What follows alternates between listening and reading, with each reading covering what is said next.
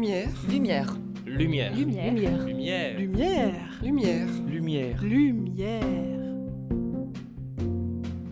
Lumière sur le Mont Lassois, un site archéologique hors du commun à 2 pas de Dijon. Avec Bruno Chaume, chargé de recherche hors classe CNRS au laboratoire Artéis à Dijon. Et si la colline devant laquelle vous passez chaque jour regorgeait de trésors archéologiques, d'innombrables traces du passé et même d'une princesse celte? Aujourd'hui, je vous propose que l'on se penche sur l'histoire du Mont Lassois, situé à Vix, à 2 pas de Dijon. Et pour cela, je suis accompagné de Bruno Chaume. Bonjour Bruno. Bonjour. Bruno, vous êtes chargé de recherche hors classe, CNRS, au laboratoire Archéologie, Terre, Histoire et Société de Dijon.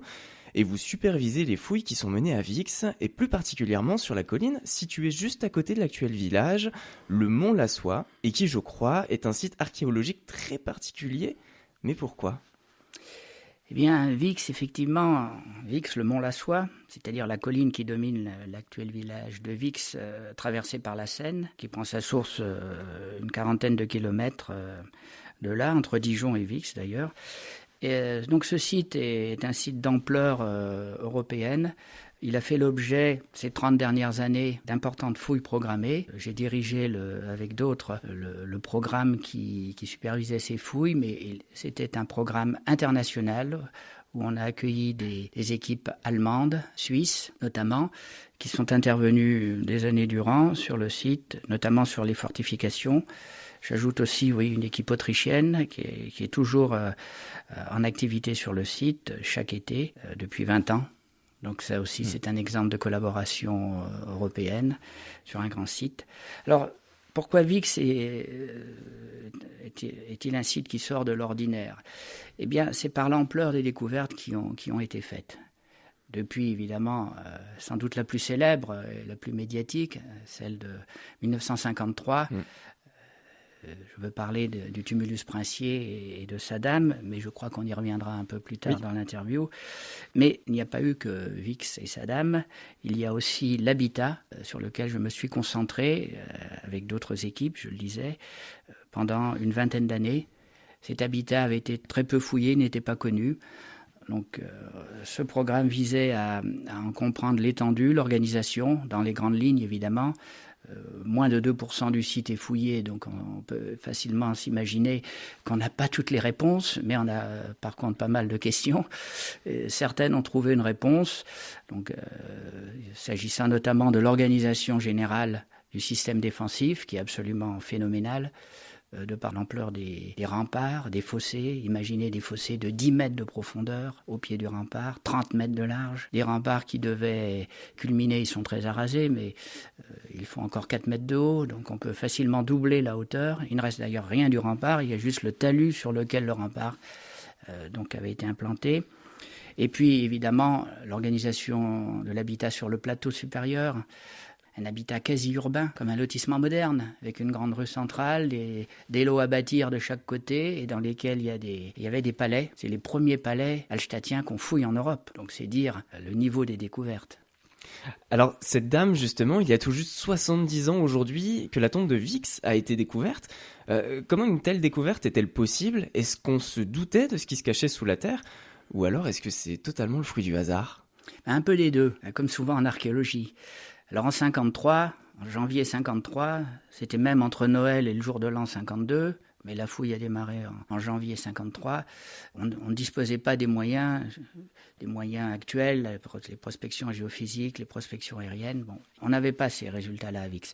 Mais par contre, l'agriculteur, fossoyeur, bûcheron et accessoirement archéologue, qui travaillait sous la direction de René Geoffroy, donc cet agriculteur avait remarqué une concentration de pierres dans un champ où il n'y avait pas de pierre. Donc il trouvait ça curieux et il a profité de la fin de campagne et de quelques reliquats sur la subvention octroyée par l'État à l'époque pour demander à René Geoffroy de faire ce sondage.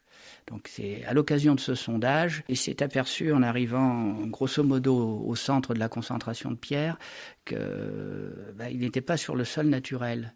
c'était son repère. Et lorsqu'il fouillait, il cherchait toujours à atteindre le sol naturel, qui est grosso modo, normalement, entre 50 et 1 mètre de profondeur. Et là, il y avait encore des pierres et des interstices, des espaces libres. Donc il a cherché à descendre pour retrouver son repère, c'est-à-dire à savoir le sol naturel, et il est tombé sur l'anse du cratère. Donc pile dedans. Pile dedans. C'est là où on peut parler de chance, parce que s'il n'avait pas été dans le bon angle de la sépulture, une sépulture quadrangulaire, s'il est dans un des 3 autres angles, je pense qu'il se serait lassé de retirer des pierres, et il n'aurait pas fait les 3-4 mètres de fouille en profondeur pour rechercher le sol. Je pense qu'à 2 mètres, il serait arrêté. C'est donc là où la chance est intervenue. Mais on l'aurait trouvé plus tard, et peut-être était-ce mieux. Avec d'autres moyens, certainement. Avec d'autres moyens, oui. Alors, 70 ans après cette découverte, justement, qu'est-ce qu'elle nous apprend sur les populations qui vivaient à Vix à l'âge de fer ? Bien, pour revenir sur le début de l'histoire, à savoir la découverte de la tombe, on a été stupéfait de constater, aujourd'hui c'est un peu plus banalisé, qu'il s'agissait d'une tombe féminine. La plus luxueuse, entre guillemets, tombe féminine de l'époque hallstattienne.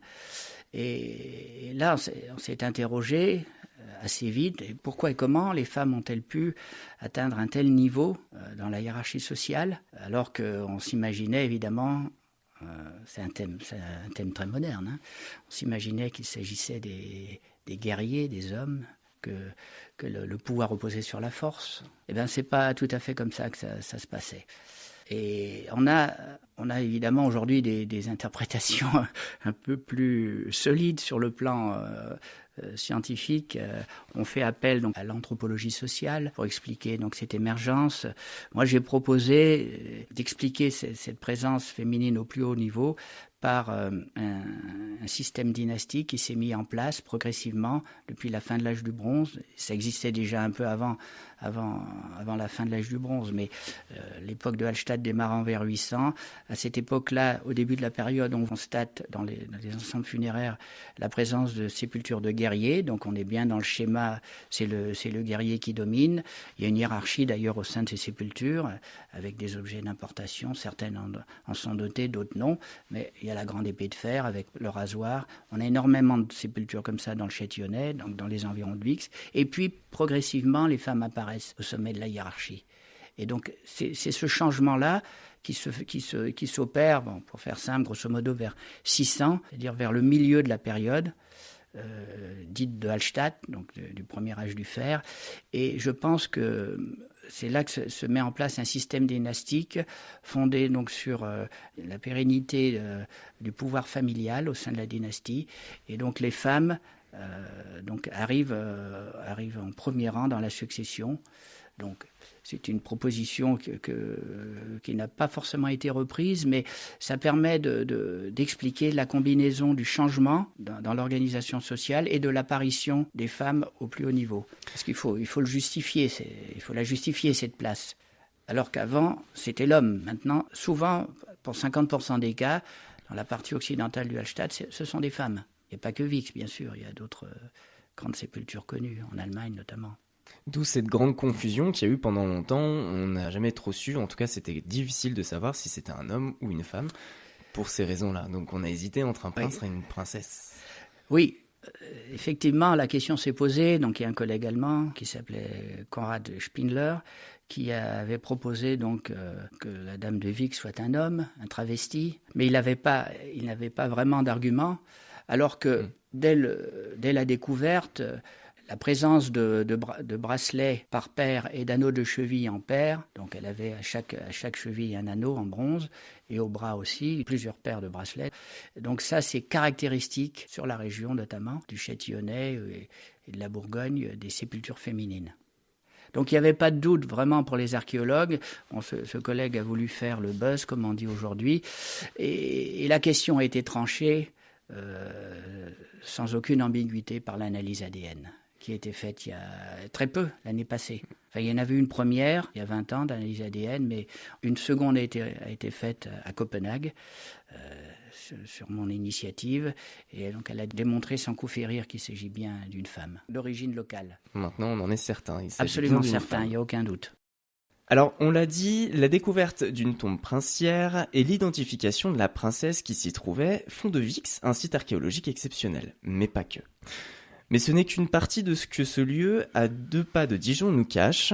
Au sommet du mont Lassois, justement, il me semble qu'il s'y tenait une véritable ville, et même, paraît-il, un palais de plus de 15 mètres de haut. Oui, ce sont les grands résultats des 20 dernières années de fouilles à Vix. Ces résultats ont démontré l'existence d'une organisation sur le plateau supérieur du mont Lassois, d'une organisation quasi urbaine, avec la présence de 5 grandes maisons absidiales. 3 ont des dimensions hors normes qui avoisinent les 30 mètres de long. Et donc on peut imaginer effectivement, avec, je vous passe sur les détails des calculs, avec une pente à 40-45 degrés pour les bâtiments en question, on obtient une hauteur du faîtage aux environs de 15 mètres de haut. Donc ce sont des constructions qu'on n'imaginait pas vraiment possibles à cette époque-là. C'est pas tant d'ailleurs la longueur ni la hauteur qui sont remarquables, mais la largeur. Parce que pour des bâtiments de 20 mètres, les problèmes de statique sont énormes. Et donc ils ont manifestement su les résoudre. Et ça, on l'ignorait. Alors aujourd'hui, vous supervisez donc les fouilles à Vix, mais alors comment on en arrive là? Quel a été votre parcours, Bruno? Alors, sur le plan du parcours, je ne suis pas un modèle. C'est-à-dire que j'ai fait des études de droit, aujourd'hui on dirait un master, mais à l'époque on parlait de maîtrise. Et je mentionnais l'atavisme qui peut être une source donc dans la motivation. Moi, j'en avais une autre, c'était de passer mes vacances estivales à Vix, dans la famille. Évidemment, ça a dû forger une partie de ma passion pour l'archéologie. Et ensuite, donc, dans les années 2000, j'ai soutenu, après un détachement CNRS que j'ai obtenu lors de ma première demande, j'ai soutenu un doctorat. Donc, je suis passé de 0 au doctorat. Enfin, c'est pas tout à fait comme ça, évidemment, mais je n'ai pas de parcours universitaire. Je pense qu'au CNRS, en archéologie, je dois être un cas unique de ce point de vue-là. Mais c'est pas forcément à reproduire, parce que j'ai eu des lacunes aussi que j'ai comblées, bien entendu, au fil de ma carrière. Qui m'a amené donc jusqu'à ce poste de chargé de recherche hors classe. Voilà, donc je suis un peu un extraterrestre. Mais des parcours inhabituels, c'est ce qui fait aussi le monde de la recherche, on en connaît beaucoup. Oui. J'en connais peu en archéologie, mais j'en connais dans d'autres domaines. J'ai des amis au CNRS qui ont aussi des parcours tout à fait inhabituels. Je pense que ça donne une certaine ouverture d'esprit. Enfin, j'imagine que c'est peut-être la qualité principale à retirer d'un parcours totalement hors norme, dans le sens où on ne suit pas le chemin de tout étudiant en archéologie. Moi, je n'ai pas connu l'enseignement. Je côtoie des collègues, des enseignants-chercheurs, mais je n'ai jamais eu de cours d'archéologie. Et je dois beaucoup aussi, je me permets de le mentionner, à Jacques-Pierre Millotte, qui était professeur à l'université de Besançon. Et c'est grâce à lui que j'ai pu valider un certain nombre d'acquis. C'était tout à fait possible. J'avais des publications avant d'engager mon doctorat officiellement. Voilà. Et donc j'ai candidaté au CNRS en 2001 et je suis rentré en 2002. Merci pour votre partage d'expérience. Et plus tard, sinon, savez-vous combien de temps vont encore durer les fouilles à Vix? Et peut-être que vous-même, vous avez d'autres projets de recherche en tête? Alors pour ce qui est des fouilles à Vix, je suis un peu pessimiste sur l'organisation, le devenir de l'archéologie dite programmée, de fouilles programmées en France, et à Vix notamment.